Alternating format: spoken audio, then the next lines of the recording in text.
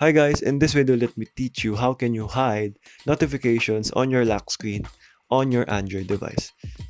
Without further ado, let's get right into it. So if you want to do this guys, uh, if you want to hide your notifications and not show it on your lock screen like an iPhone, then let's get right into it. So go over to your settings and you just have to search for lock screen notifications.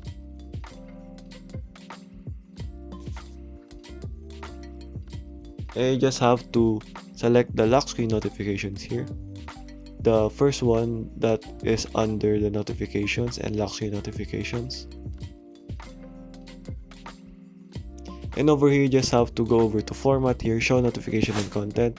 And you just have to press on don't show lock screen notifications, and that should quickly hide your notifications on your lock screen on Android. So okay guys, that is all for today. Thank you for watching and goodbye.